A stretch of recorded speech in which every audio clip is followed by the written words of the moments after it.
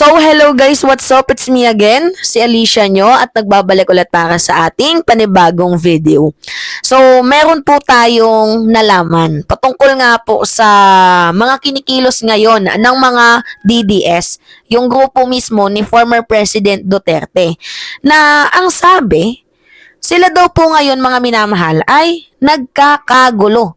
Hindi lang po nagkakagulo, sila din po ay natataranta. Dito nga po sa paglabas muli ng image ng dating miyembro ng Davao Death Squad ni former President Rodrigo Roa Duterte. Hindi lang sila nataranta sa imahe ni Edgar Matubato, nataranta din sila nung nagsalita itong si former Senator and Attorney Leila de Lima patungkol nga po sa kanyang nalalaman. Nalalaman niya dito kay Edgar Matubato nung nandito pa ito sa bansang Pilipinas at noong siya pa lamang ay kinokontak ng International Criminal Court. So sa mga hindi nakakaalam, itong si Edgar Matubato ay lumapit po taong 2016 sa himpilan ni former Senator and Attorney Leila de Lima sa Committee on Justice and Human Rights para isiwalat yung mga patayan na ginagawa sa loob po ng grupo ni former President Rodrigo Roa Duterte, which is yung Davao Death Squad. So, pag-aamin ni Edgar Matubato, naglingkod siya sa panahon ni former President Duterte for almost 24 years, tapos lahat po ng kanyang mga inuutos na ipapapatay ay ginagawa niya po.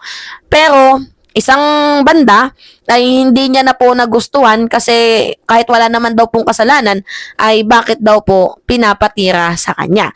Now, umamin si Edgar Matubato at lumapit siya sa himpilan ni Leila de Lima kung saan siya po yung chairperson ng Committee on Justice and Human Rights. Ngunit sa kasamaang palad dahil naupo na pong presidente itong si former President Duterte, abay parang naging suntok sa buwan na makamit ang hustisya nung mga panahong iyon. Dahil yung mismong hearing ni former Senator Leila de Lima ay binaboy nila. To the point na itong si de Lima tinanggal nga bilang chairperson ng Justice on Human Rights Committee na yan. So ngayon itong si de Lima dahil desidido talaga na malaman ang katotohanan patungkol nga po dito sa Davao Death Squad na to, ipinaalam niya sa kanyang mga kasamahan ang kahalagahan na malaman natin at yung importansya ng testimony ng mga isiniwalat, revelation na idiniscuss ni Edgar Matubato. Ngunit nga po sa kasamaang palad, mga minamahal, ito pa yung naging mitya kung bakit siya natanggal dito nga po sa Committee on Justice on Human Rights. At sa tinalaw ng palad, 'di ba? Siya pa yung napagbintangan na drug lord. Kaya tingnan nyo, nakulong itong si de Lima bilang ganti na din ng Duterte admin sa kanya dahil sa kanyang pagiging critics, 'di ba? Sa panahon ni former President Duterte. Now, na mukhang iba na yung administration natin ngayon, nakita natin kung papaano sumisigaw yung mga Pilipino at gusto na nilang malaman yung patungkol sa katotohanan. Namulat na yung mga Pilipino sa kasinungalingang ibinabato ni Duterte noon na love niya yung mga Pilipino, hate niya yung droga kasi based on the investigation, sinasabi na itong si Duterte ay Lord of all the drug lords. But anyway, ito yung kinataranta nila nung nagsalita itong si de Lima. Ano ba yung sabi ni de Lima? Tingnan nyo to mga minamahal. Iparinig ko sa inyong muli. Nung pagkatapos ng eleksyon ay natakot na yan si Mr. Matubato na mag-stay sa WPP kasi nga naging pangulo na yung kanyang dinawit na bilang mastermind ng mga killings na yan. Opo. So talagang he was a man in hiding, a man on the run all this time. And ang alam ko po ay na-contact na rin siya ng ICC. At kinonsider na rin yung kanyang testimonya. Kinausap na siya ng ICC, vinet na siya ng ICC, and yun na nga, lumabas na siya, nakalabas na sa Pilipinas, at alam ko, kagaya din ni Mr. Arturo Las Cañas, ay under the protective custody na rin ng ICC. So, ang hindi ko lang ma-confirm pa if nabigyan din siya ng immunity. katulad ni Mr. Las Cañas. Mr. Las Cañas was granted limited immunity by the ICC. I'm not sure about Mr. Matubato. Ang alam ko lang, yung base sa aking impormasyon, Opo. ay nakuha na rin siya. Kasi na-vet na siya, na-interview na siya.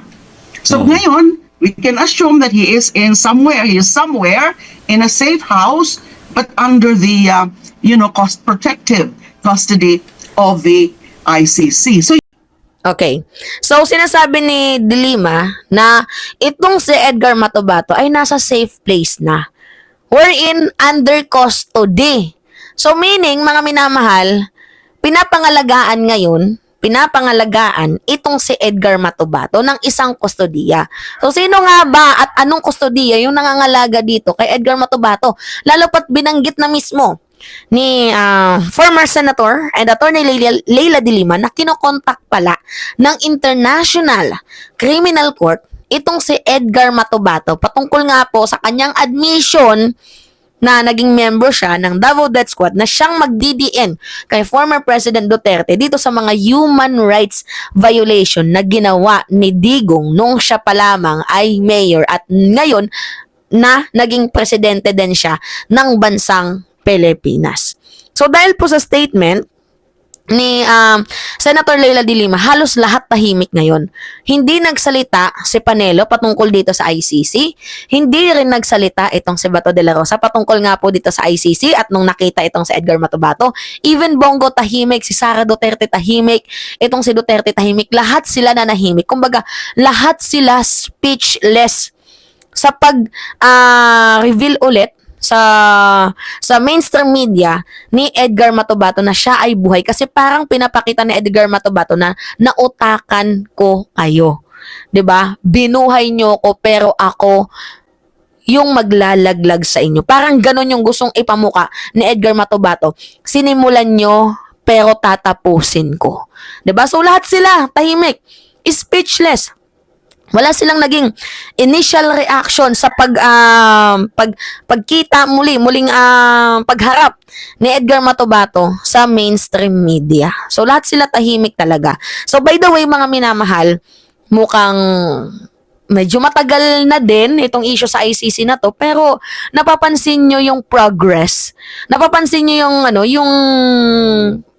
yung pagbabago sa bawat buwan patungkol nga po dito sa issue ng International Criminal Court na kung saan ito si Digong inimbestigahan hanggang sa sumunod na nagsilabasan yung mga testigos hanggang mayroon ng isang tao na I'm pretty sure nandoon yan sa Netherlands, si Edgar Matubato. At nagsusulat na ng kanyang affidavit patungkol nga po sa killings na ginawa ni former President Duterte nung siya pa ay mayor at nung naging presidente ng bansang Pilipinas.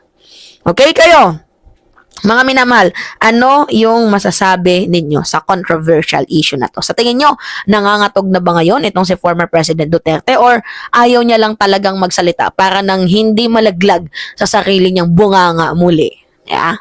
So, yun lamang po mga minamahal. It's me again, si Alicia nyo. Pahingi lang po ako ng konting likes. I-likes nyo yung video na to para nang sa gayon ay magkaroon tayo ng magandang algorithm. Tapos mag-comment kayo sa mga masasabi ninyo. At mag-comment din kayo na posibleng gusto nyong i-content ko, binabasa ko po yan. Tapos, i-click nyo yung subscribe mga minamahal. Napakahalaga pong i-click nyo yung subscribe button at i-click nyo yung notification bell para lagi po talaga kayong updated sa mga video na i-upload natin. Kayo yung unang makakapanood. So, yun lang po. Ingat mga minamahal.